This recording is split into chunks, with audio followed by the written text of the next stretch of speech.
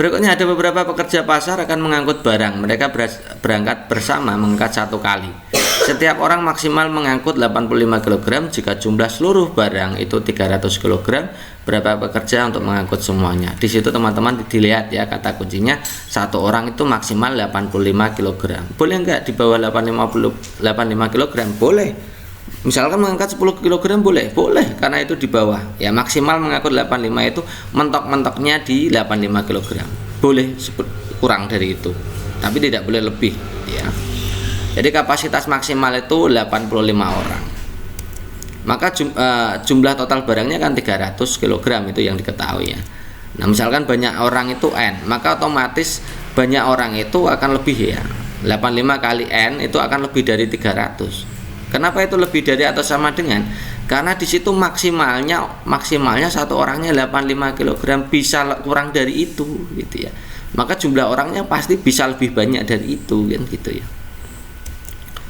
Maka N-nya tinggal kita bagikan 300.000 kita bagi 85 ya. N-nya lebih besar dari kalau kita buat koma ya 3,5 dan seterusnya gitu ya. N itu lebih dari 3,5, 3,5. Kalau lebih dari 3,5 kan bisa 4, bisa 5, bisa 6, bisa 7 dan seterusnya kan. Ya. Nah, yang ditanyakan adalah banyaknya pekerja minimum ya. Supaya bisa mengangkat yang paling kecil minimum itu berarti harus ada 4 orang, minimal ada 4 orang. Ya, minimalnya 4 orang. Jadi jawaban yang tepat adalah opsi B. Oke, next berikutnya peserta didik kelas 4 SD juga senang sudah mengelilingi lapangan satu putaran. Lapangan berbentuk lingkaran dengan diameter 140 meter. Banyak putaran lagi yang harus ditempuh agar jaraknya itu menempuh 1320 meter ya. Jadi si anak itu sudah menempuh satu putaran ya. Kita tulis diketahuinya dulu. Diketahuinya diameter lingkaran itu 140 meter gitu ya.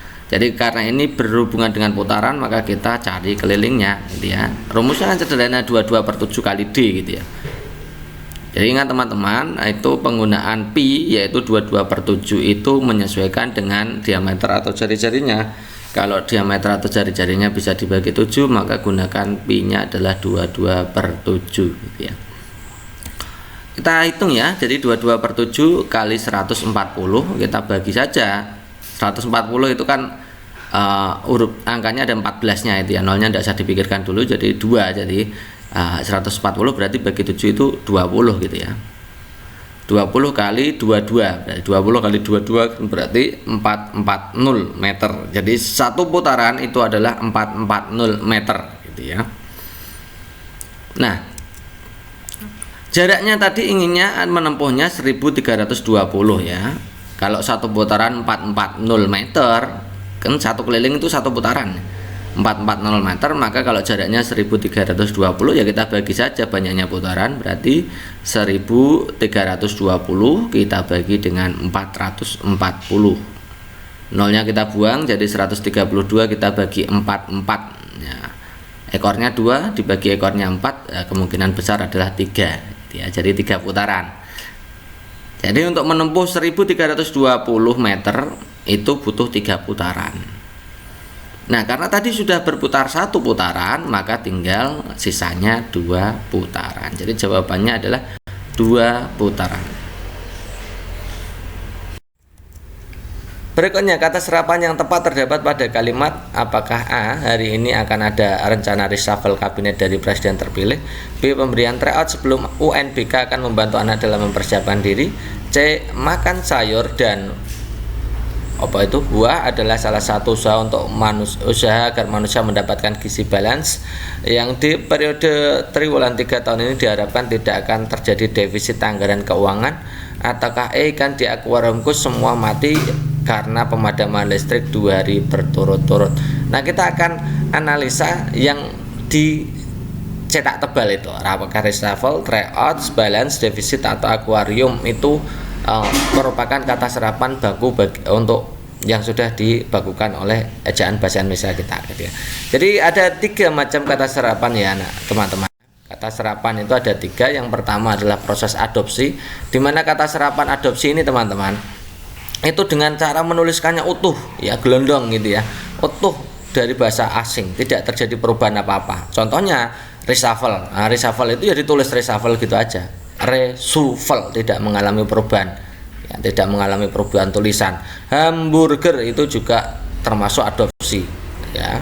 Supermarket itu juga dari bahasa asing dan diambil seluruhnya, gitu ya. Tulisannya utuh, ya, tanpa diubah bagaimanapun, ya.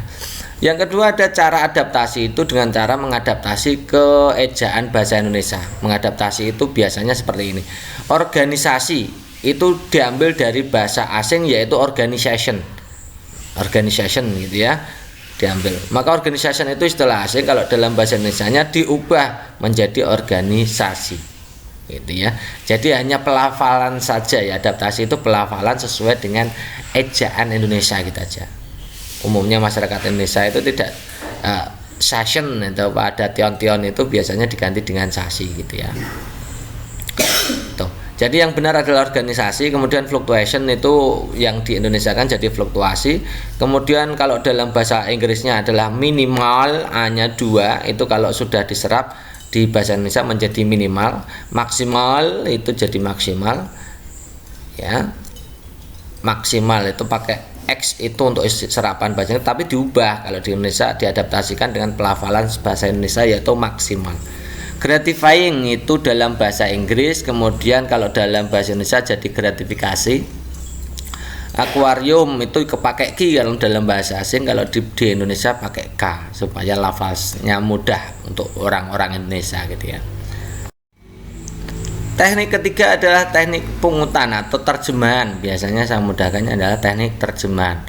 Nah, itu diambil kata-katanya itu merupakan padanan kata atau bahasa lainnya ya paling mudah ya itu sudah diterjemahkan ke dalam bahasa Indonesia. Banyak sekali kita sudah memberikan daftar kata-kata serapan dari bahasa asing yang sudah diterjemahkan ke bahasa Indonesia dan menjadi baku. Yang baku itu contohnya ini, try out. Tryout itu belum baku, itu diambil dari bahasa asing, bahasa Inggris. Kalau dalam bahasa Indonesianya bakunya menjadi uji coba. Balance itu seimbang atau imbang. Defisit itu kekurangan. Jadi defisit itu tidak baku, yang benar adalah kekurangan. Dan masih banyak lagi yang dibakukan, misalkan workshop itu lokakarya, yang benar lokakarya. Download itu unduh, upload itu unggah gitu ya. Itu dalam penerjemahan bahasa ya, cara pungutan atau penerjemahan bahasa. Kembali ke soal reshuffle tadi berarti sudah baku ya, jadi tepat, ini benar. Tryout ini belum baku, yang baku dalam bahasa Indonesia metodenya adalah pungutan atau terjemahan yaitu uji coba. Balance itu juga dari belum baku, yang benar adalah seimbang. Defisit itu kekurangan ya. Akuarium itu pakai K ya, ejaan yang benar pakai K. Jadi Q itu masih dalam bahasa asing, K itu sudah bahasa Indonesia. Jadi jawaban yang tepat adalah opsi A. Next berikutnya, ini ada request dari teman-teman. Kita langsung saja kita bahas ya. Ada bentang alam Indonesia terletak dilewati 2 sirkem, yaitu sirkem Pasifik dan sirkem Mediterania. Itu bukan Mediterania ya, Mediterania membawa pengaruh bagi Indonesia. Apakah pegunungan vulkanik ya, mempengaruhi angin dan yang lain ya. Oke teman-teman, kalau tentang sirkem ya, sirkem ini begini. Jadi Indonesia itu terletak pada 2 sirkum ya. Yang warnanya kuning itu namanya sirkem Mediterania. Ya, jalur pegunungan api itu namanya sirkem ya. Kemudian yang warnanya biru itu adalah sirkem Pasifik ya, atau jalur pegunungan api Pasifik. Atau kalau dalam bahasa lainnya adalah ring Pasifik dan ring Mediterania. Jadi Indonesia itu kaya akan pegunungan api karena dilewati oleh sirkum Mediterania dan sirkum Pasifik gitu ya. Indonesia menjadi tempat bertemunya jalur pergunungan sirkum Pasifik dan sirkum Mediterania. Akibat banyak gunung api atau vulkanik ya yang tersebar dan bisa ditemukan di sejumlah negara di Asia Tenggara termasuk Indonesia. Ya, jadi pengaruh dari sirkum Pasifik dan sirkum Mediterania itu adalah jalur pegunungan api. Jadi Indonesia itu kaya gunung api ya, yang masih aktif tentunya gitu ya. Kemudian secara garis besar sirkum dibagi menjadi dua, tadi sudah saya jelaskan ya, sirkum Mediterania dan sirkum Pasifik. Di situ yang Mediterania itu yang warnanya kuning gitu ya, dari Afrika Utara, Spanyol, kemudian menuju ke Timur Tengah, kemudian melewati Hindia, kemudian melewati Thailand, Malaysia, dan sampai di Indonesia ya. Oke, kemudian kalau ini yang namanya sirkum Mediterania, kalau sirkum Pasifik itu, nah itu ya, itu dari yang biru itu ya, bahkan dari Amerika sebelah barat, kemudian sampai ke Alaska ya, Kanada, Alaska, kemudian naik sampai di situ ke Jepang itu ya. Jepang juga dilewati oleh sirkum Pasifik, kemudian menuju ke Filipina dan sampailah di daerah Indonesia Timur ya, dari Sulawesi, Papua dan seterusnya itu ya. Ini sirkum Pasifik. Jadi jawaban, meskipun opsi C dan opsi D serta opsi E lupa, maka jawaban yang tepat adalah kaya akan pegunungan vulkanik atau pegunungan aktif ya, gunung berapi. Berikutnya cara menggunakan mikroskop. Meletakkan lensa okuler diperbesar atau diperkecil, meletakkan preparat, memutar lensa objektif, memasang makrometer, mengatur kondensor. Diminta untuk mengurutkan cara. Ini banyak sekali teman-teman yang diminta mendapatkan soal ini gitu ya. Jadi ini gambar dari mikroskop. Langkah-langkahnya coba saya berikan gambaran. Yang pertama itu memasang lensa okuler dulu. Oke, setelah itu baru makrometernya ya, makrometernya atau pemutarnya dipasang. Kemudian memutar lensa objektifnya diputar sampai pas, kemudian diatur kondensornya, kemudian diputar cerminnya ke arah sumber cahaya ya. Kemudian letakkan preparat di atas meja preparat maksudnya, kemudian posisikan lensa objektif di atas preparat ya, kemudian memutar makrometer. Itu adalah Oke, jadi urut-urutannya dalam menggunakan mikroskop. Yang pertama itu kalau di langkah itu yaitu meletakkan lensa okuler, kemudian memasang makrometer, kemudian memutar lensa objektif, baru mengatur kondensor. Yang terakhir adalah meletakkan preparat. Jadi jawaban yang tepat adalah 1, 4, 3, 5, 2. Kayak gitu ya. Next, berikutnya seorang mengelilingi lapangan berbentuk lingkaran 5 putaran dan jarak yang sudah ditempuh adalah 1100 meter.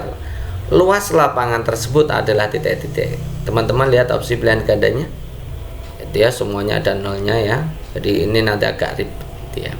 Oke teman-teman, yaitu diketahui putarannya adalah 5 putaran atau banyak putaran kita simbolkan dengan huruf N. Kemudian jarak itu biasanya kita simbolkan dengan huruf S gitu ya, 1100 meter. Nah, kalau ada banyaknya putaran dan jaraknya, maka kita bisa menentukan kelilingnya.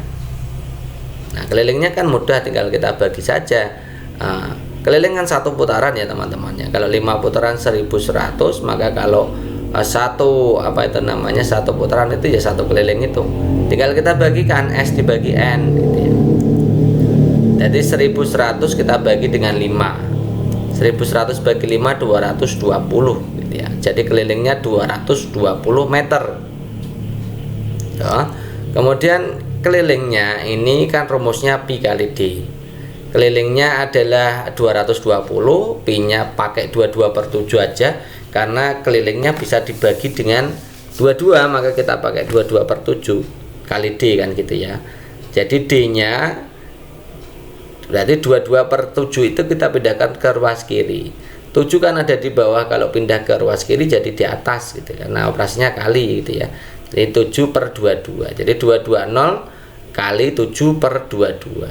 Nah 220 bagi 22 kan 10, jadi 10 kali 7 kan gitu ya, 70.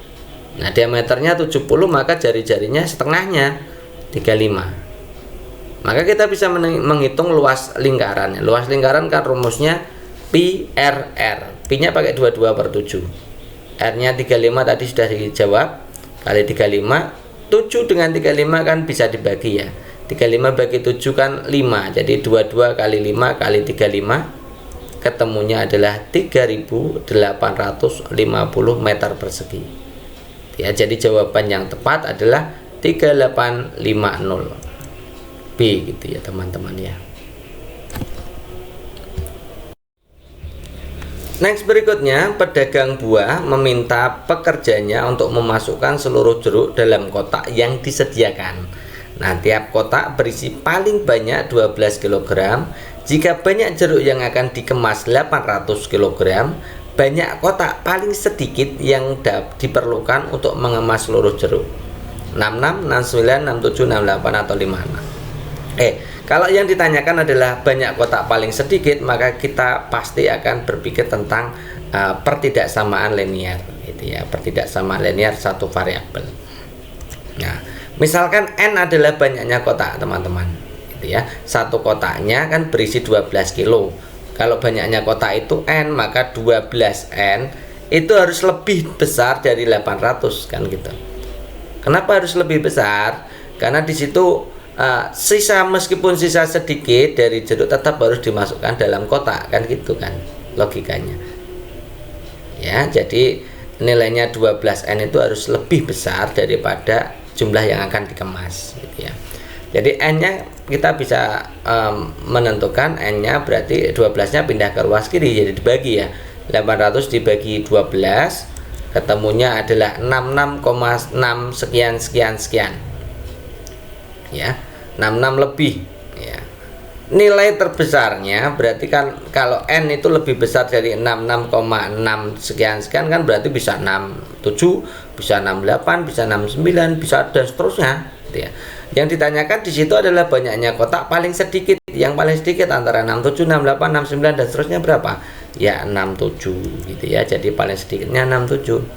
Nah, jawaban yang tepat adalah opsi C.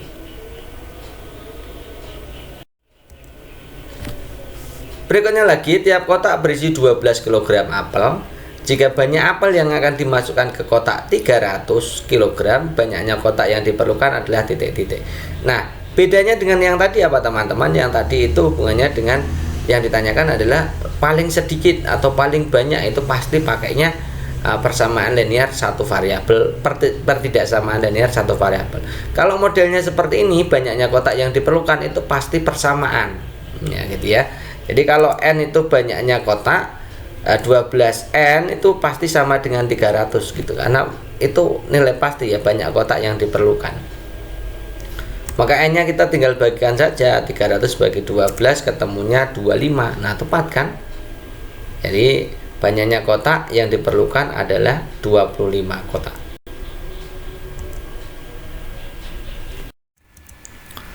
Hewan yang memiliki ciri-ciri tubuh terdiri dari kepala dan perut. Kepala itu cephalus ya, perut itu abdomen ya, beruas, dan pada tiap ruas ada sepasang kaki. Itu namanya apa? Apakah laba-laba, lipan, belalang, kecoak, kupu-kupu. Nah teman-teman, berdasarkan hasil curhatan teman-teman yang sudah menjalankan atau mengikuti P3K PGSD, teman-teman harus menghafalkan seluruh binatang-binatang yang saya sebutkan ini. Ini kuncinya supaya lolos di tahap 2 ya. Silahkan teman-teman simak. Yang pertama, laba-laba. Laba-laba itu hanya punya 2 segmen tubuh, cephalothorax, itu artinya kepala dan dada menjadi satu gitu ya. Kemudian abdomen, jadi adanya hanya cephalothorax atau kepala dada jadi satu ya, disebut saja kepala gitu ya. Kemudian abdomen itu perut ya, kakinya ada 4 pasang, jadi ada 8 kaki gitu ya. Sayapnya tidak punya. Kemudian mata laba-laba 2. Makanannya adalah binatang yang lebih kecil, dari jenisnya adalah karnivora. Kemudian belalang itu punya antena sepasang, punya 3 pasang kaki atau 6 ya, kakinya berarti ada 3 pasang atau 6. Kemudian tubuh belalang terdiri dari berbuku-buku gitu ya. Kemudian ada kepala, dada, dan perut, ada semua. Kemudian memiliki sayap yang digunakan untuk terbang dan memakan daun. Ya, ini termasuk jenisnya herbivore. Ya. Kemudian kelabang atau lipan itu kaki ruas, kaki dan badan itu beruas. Kaki dan badan itu ya tidak hanya kakinya, tapi badannya juga beruas. Tubuh terbagi menjadi kepala, dada, abdomen. Kepala, dada, abdomen ini biasanya kepala dan dada menyatu ya. Namanya cephalothoraks. Ya, tadi seperti itu ya. Cephalothoraks dan abdomen. Jadi segmen tubuhnya ada dua saja, yaitu kepala, dada menjadi satu, kemudian bagian badan atau perutnya satu. Jadi itu. Kemudian kakinya itu ada satu pasang tiap segmen, jadi tiap ruas punya sepasang atau punya dua, kanan kiri gitu ya. Antenanya ada satu pasang gitu ya. Kemudian kecoa itu tubuhnya ada 3 segmen yang benar-benar terlihat, kepala, dada, perut, ya tidak cephalothoraks ya, tapi kepala, dada, perut itu bisa dikenali semua. Kemudian punya sayap licin, keras, tidak berbulu, memiliki sepasang antena, kakinya ada 6 atau 3 pasang. Kemudian perutnya di bawah sedikit lebih lembek daripada bagian punggungnya. Jenisnya omnivore ya, memakan sembarang ya, memakan apa saja ya. Kotoran, sampah, makanannya lebih kecil, atau bangkai dari binatang lain gitu ya, juga dimakan. Kecoa itu omnivore. Kemudian ada lagi lebah, itu tubuhnya ada 3 jenis atau 3 segmen, 3 bagian, kepala, dada, dan perut. Ini terpisah semua, maksudnya terpisah itu tidak menyatu, seperti bukan cephalothoraks ya, bukan kepala, dada menyatu, bukan. Kemudian bersayap, jelas itu, siapa yang tidak tahu lebah itu punya sayap ya. Bagian badan itu berbulu, punya sepasang antena, kakinya ada 3 pasang gitu ya. Makanannya menghisap nektar. Kemudian kupu-kupu itu kepala, dada, dan perut ya terpisah, jadi ada tiga bagian ya. Kakinya ada 3 pasang atau 6. Kemudian sayap punya 2 pasang atas bawah itu ya. Jadi ada 2 pasang, jadi sayapnya ada 4. Tipe mulut penghisap atau proboscis gitu ya. Kemudian kumbang itu juga terdiri dari 3 bagian tubuh atau 3 segmen tubuh, kepala, dada, perut ya, atau kepala, dada, kepala itu cephalus, dada itu thorax, kemudian perut itu abdomen gitu ya. Terpisah ya, tidak seperti kelabang tadi ya, tidak seperti lipan. Kemudian jumlah kakinya ada 3 pasang, ada 6, berarti kumbang itu ada 6. Sayap serangga punya 2 atau 1 pasang ya. Jumlah mata kumbang ada 2. Kemudian memakan buah, daun, sampah, sampai hewan mati gitu ya. Nah, jadi ya kalau yang punya tubuh terdiri dari kepala, perut, kemudian ada ruasnya, kemudian ada sepasang kaki ya, tiap ruas, berarti itu pasti lipan atau kelabang gitu ya. Kalau paham jadi mudah sekali ini. Next berikutnya, perhatikan langkah-langkah berikut urutan kerangka pembuatan laporan PTK. Di situ ada latar belakang, subjek, setting, tindakan siklus, teori, langkah penelitian, penjelasan produk. Disuruh mengurutkan saja. Jadi teman-teman, untuk tahap kemarin atau di video-video kemarin kita sudah pernah membuatkan gitu ya, bagaimana cara untuk menyusun PTK. Bab 1 isinya apa saja, bagian pembuka apa saja, bab 2 apa, bab 3 apa, bab 4 apa, bab 5 apa, bab penutup atau bagian penutup apa saja. Oke, kita lihat ya. Latar belakang teman-teman. Latar belakang itu ada di pendahuluan bab 1.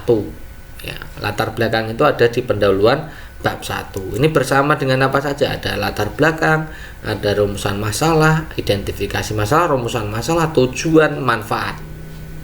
Kadang-kadang ditambahi dengan penelitian yang relevan. Jadi saya ingatkan kembali ya teman-teman ya. Kalau teman-teman misalkan butuh untuk gambaran secara globalnya, teman-teman bisa lihat video sebelumnya ya, video di tahap 2 kemarin. Kayak bab 1 itu latar belakang, rumusan masalah, tapi sebelum rumusan masalah biasanya kan ada identifikasi masalah, rumusan masalah, kemudian tujuan, kemudian manfaat. Kemudian subjek setting, subjek penelitian, kemudian setting itu lokasi, tempat, kemudian objek penelitiannya siapa, dan sebagainya. Banyak ya. Itu masuknya di bab 3, metodologi. Ada subjek, setting, rencana, siklus. Kemudian tindakan siklus, ini sudah melaksanakan tindakan, itu berarti sudah masuk ke ini bab 4. Bab 4 itu siklus 1, siklus 2, kemudian selain itu ada lagi di pembahasan bab 4. Bab 4 itu juga termasuk pembahasan di situ ya. Tapi tindakan dulu sebelum pembahasan itu ya. Kemudian teori langkah penelitian, teori kemudian kerangka berpikir, kemudian hipotesis, itu masuknya di bab 2. Landasan teori, kerangka berpikir, kemudian hipotesis. Ya. Kemudian penjelasan produk itu artinya pembahasan apa yang sudah dilakukan. Pembahasan itu masuknya di bab 4 setelah pelaksanaan siklus. Ya, setelah pelaksanaan siklus. Oke, jadi urut-urutannya yang pertama pasti adalah latar belakang. Bab 1 dulu. Bab 1 kemudian bab 2. Jadi 1, 4, 2, kemudian baru 3 dulu, kemudian baru ke 5. Ini berarti 1, 4, 2, 3, 5. Bentuk kegiatan pembelajaran yang tepat dilakukan guru pada materi sejarah SD agar peserta didik mendapatkan pengalaman belajar bermakna menurut Edgar Dale. Jadi Edgar Dale itu salah satu pakar dalam belajar bermakna, gitu ya. Nah, saya bilang Edgar Dale itu kuncinya adalah penggunaan media sehingga pembelajaran bisa menjadi bermakna. Intinya seperti itu ya Edgar Dale ya. Jadi yang bermakna itu tidak hanya di Ausubel tapi Edgar Dale juga. Tapi Edgar Dale itu mementingkan tentang penggunaan media dan simulasinya, media dan pengalaman belajarnya, gitu ya.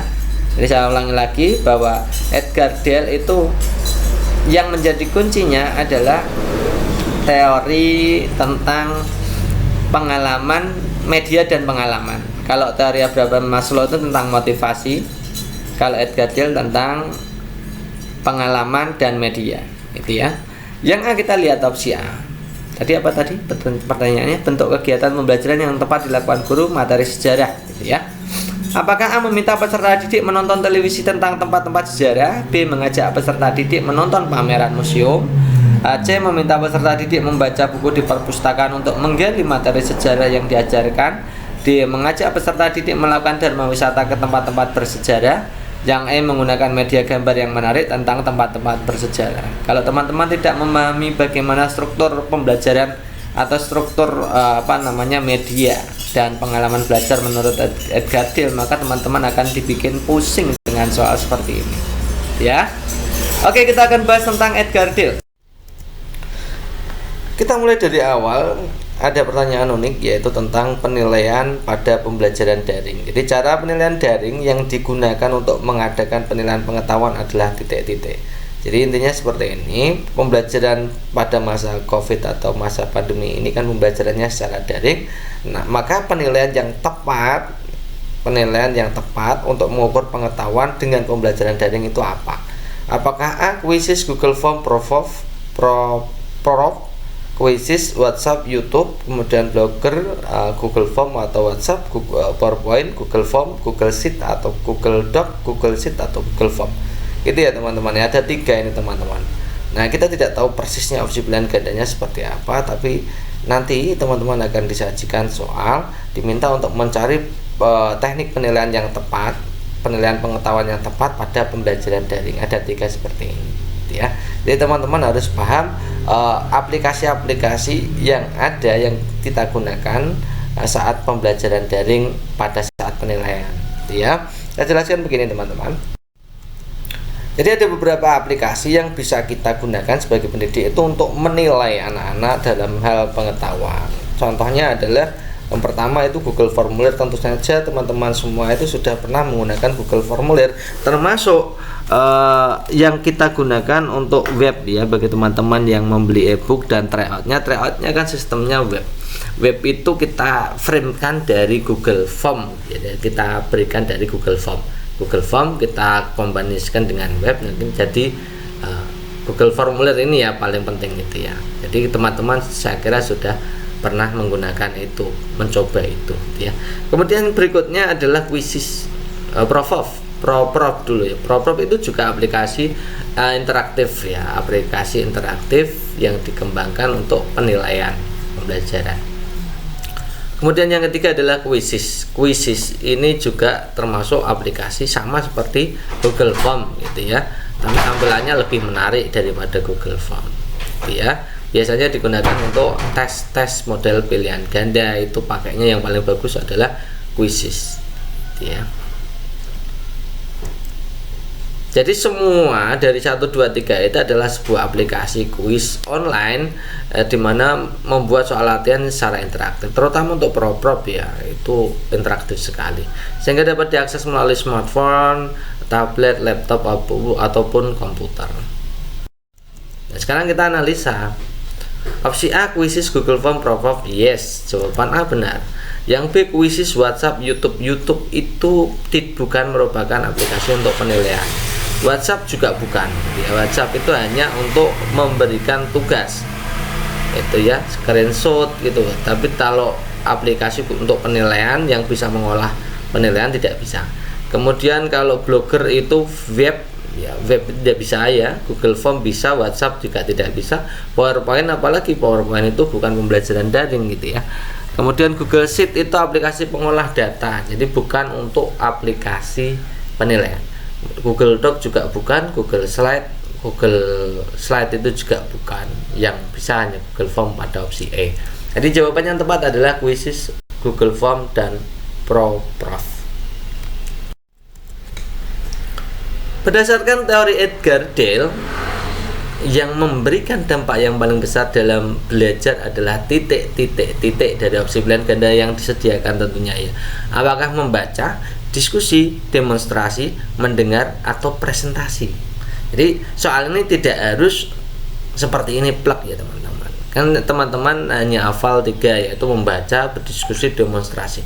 Nanti kalau teman-teman itu memahami benar-benar teori Edgar Dale, maka opsi D dan opsi E yang umpamanya diganti, teman-teman juga harus paham gitu ya. Oke, saya jelaskan tentang teori Edgar Dale, tentang daya serap siswa. Nah, jadi teori Edgar Dale itu berkutat tentang kerucut pengalaman ya, pengaruh dari pengalaman, media, dan pengalaman terhadap daya serap siswa ya. Yang paling atas itu membaca. Jadi kegiatan membaca itu hanya memberikan imbas 10% dari yang diingat. Mendengarkan, kemudian melihat diagram, melihat video, melakukan demonstrasi itu sampai di 30%. Kemudian forum diskusi itu sampai di 50%. Menyajikan data atau presentasi itu sampai ke 70%. Kemudian bisa bermain peran, melakukan simulasi, mengerjakan hal-hal nyata itu sampai ke 90% gitu ya. Intinya kalau tingkat keterlibatannya hanya fokus ke verbal, maka lebih sedikit yang diserap. Kemudian ada lagi tentang media, yaitu visualnya. Jadi faktor media itu menempati di posisi 30%. Kemudian terlibat, itu keterlibatan itu melalui proses diskusi, presentasi itu sampai 50-70%. Sampai kalau berbuat itu sampai ke 90%. Kalau teman-teman ini kalimatnya atau kata-katanya tidak terlalu jelas, teman-teman bisa melihat ini. Awalnya membaca, kemudian mendengarkan. Jadi membaca itu daya serapnya paling sedikit, kemudian mendengarkan, kemudian melihat gambar, diagram, poster, dan lain-lain itu hanya 20%-an. Kemudian nonton video film, kemudian demonstrasi itu jauh lebih besar daripada video, gambar, mendengarkan gitu ya. Kemudian diskusi itu lebih besar lagi.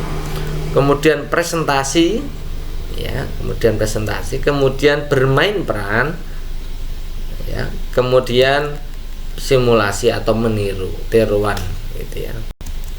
Yang terakhir adalah mengerjakan hal-hal nyata, itu memberikan lebih dari 90% yang diingat. Nah, kalau gitu ada penjelasan kedua, ini tentang jenis media dari yang paling abstrak ke paling konkret. Tadi kita bahas tentang kegiatan yang bisa diserap ya, tentang kegiatan dan hubungannya dengan daya serap tentang materi. Sekarang saya berikan kegiatan-kegiatan pembelajaran yang berdasarkan gradasinya. Ini juga menurut teori Edgar Dale. Yang pertama itu lambang kata, yang kedua lambang visual. Jadi kalau pakai lambang kata yaitu membaca saja maka sedikit. Lambang visual itu pakai poster, diagram dan lain-lain. Gambar tetap, rekaman radio, ini lebih tinggi lagi. Kemudian gambar hidup, misalkan video, itu lebih besar lagi. Kemudian yang berikutnya nonton televisi, ada audio, ada videonya, maka lebih tinggi lagi. Pameran museum ya, dharma wisata, itu lebih tinggi lagi. Percontohan, itu lebih tinggi lagi. Pengalaman dramatisasi ya, bermain drama, itu lebih tinggi lagi. Pengalaman tiruan atau simulasi, lebih tinggi lagi. Kemudian pengalaman langsung atau pengalaman nyatanya, itu juga lebih tinggi lagi ya.